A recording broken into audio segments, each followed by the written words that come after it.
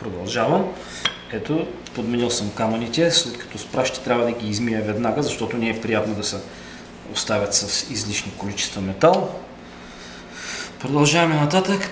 Тук също следват само X-образните движения. Този камък е чудесен. Окей. Това е така нареченото финиширане. Без него спокойно може да се отбръснете също, но рискувате да останете така леко с раздразнено лице, силно протрито.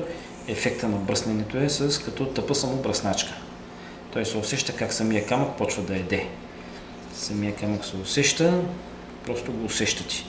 Той се усеща, няма никакви проблеми с усещането. Не е китайско писмо, не е rocket science, както го наричат. След 10 на 15 движения в тази посока вече всичко е готово. Ето, забелязвам, че в момента даже камъка е почнал да изсъхва. Се е издърпал водичката, което трябва да му сложим още малко водичка. Разбира да се намокри, защото не е много хубаво да е толкова сух. Правим тогава още 1, 2, 3, 4, 5, 6, 7, 8, 9, 10. Ей, тук вече стигаме до един малко по-тъничък момент, на който много държа да го отбележа. Забръсваме след всяко точене бръснича на нещо, за да ни вкараме допълнително материал. И от тук нататък правим няколко стропинг движения на този камък. Размерът му е 0,7-0,9 микрона в различните източници. От собствен опит знам, че дава по-добра полираща повърхност от Шаптон 16000 и спокойно превъзхожда, хем е по-агресивен, хем е по-добър от нанива Суперстон 12000. Сега правим няколко стропинг движения с него. 1, 2, обаче камъчето почва да иска малко повече водичка. 3,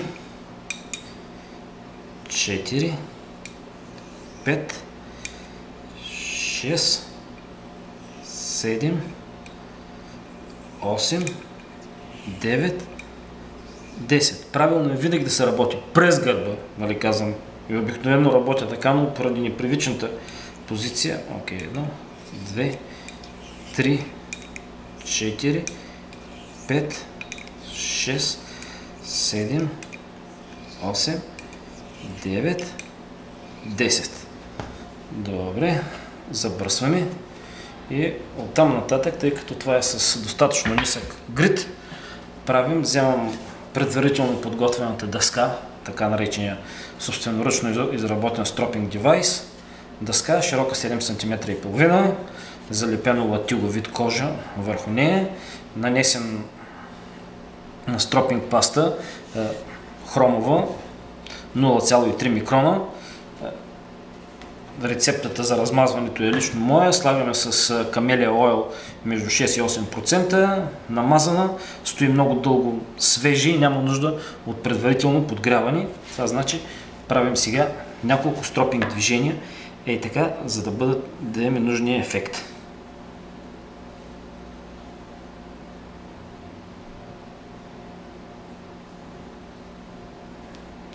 Нещата си идват на мястото. Не се притеснявайте. Работи се винаги леко, без никакъв натиск. Острието на бръснича, средната бодибелина е между 0,1 и 0,2 мм. Това не е нож, няма нужда от никакъв натиск, особено при по-агресивни материали. Тук всички материали са достатъчно агресивни. Аз лично предпочитам малко по-твърдите камъни, които ми дават по-голяма лекота при работа, не се забива и не се греши. След това минаваме тук на кожата, да го почистя само, просто.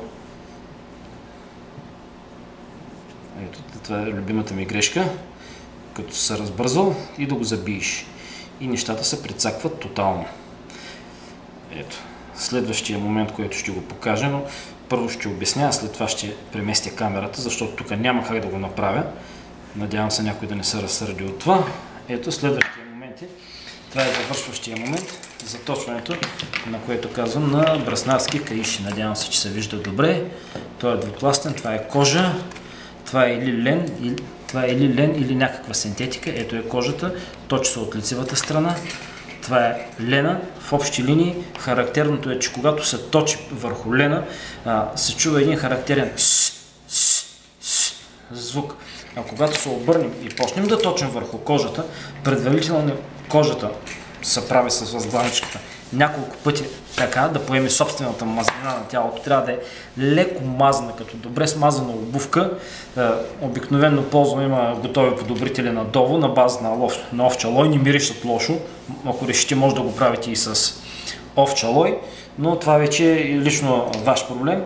Това вече е завършека, в който в един момент бръснича почва да отскачат космите от него. Нали казвам, този го точих един път, втори път, вече просто не знам колко пъти трябва да го заточа, за да стане някакво успешно ревю. Добре, сега спирам за малко да преместя камерата и да опъна бръснича. Извинявайте за момента.